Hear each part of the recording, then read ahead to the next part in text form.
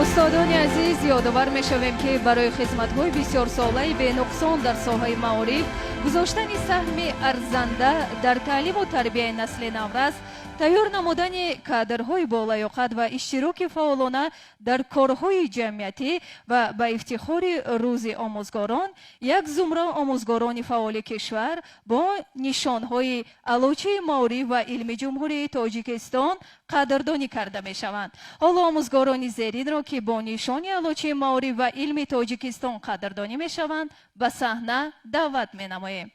مریم ایسویوا، هنرمندی خلقی تاجیکستان، پروفسور کافدرای مهارت اکتیوری دانشکده دولتی فرهنگ و صنعت تاجیکستان به نام میرزا ترسونزاده.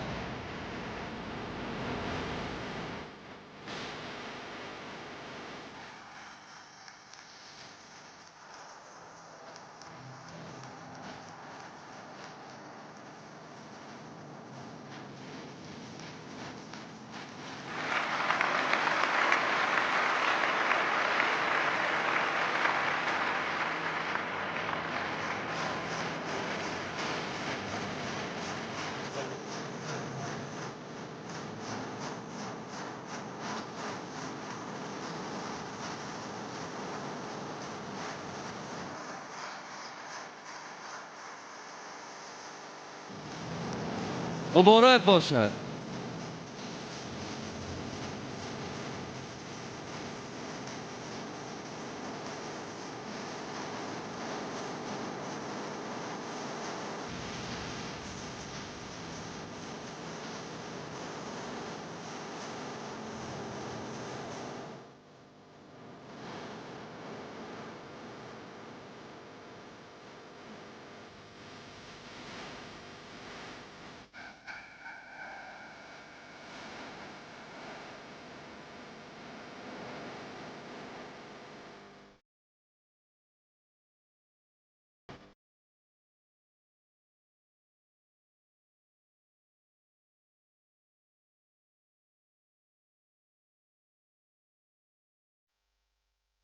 مرا چون هنرمند از تئاتر و کینوی و تلویزیون میشناسید، لیکن من در قطار این زیاده از نیم عصر می شود که تربیه می کنم هنرمندان را در دانشکده هنرهای زیبا به نام استاد میرزا ترسونزاده.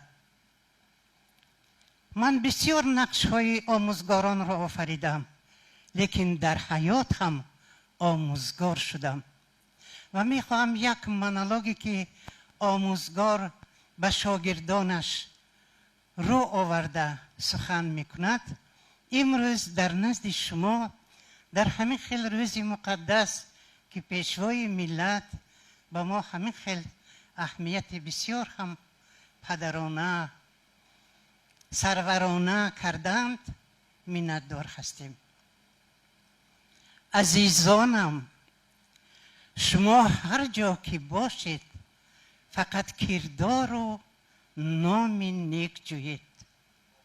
نماید آنچنان کاری که از آن پس خجالتمند می بخشی نگویید.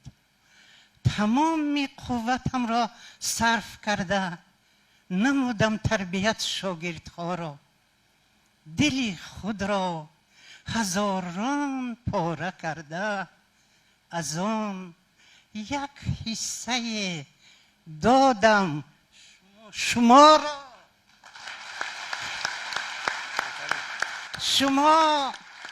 شما خوشبخت و خوش اقبال هستید. کمر بندید به کار خلق و کشور. یگانه آرزویم این نگردید به کاری بد دچاری حکمی مادر.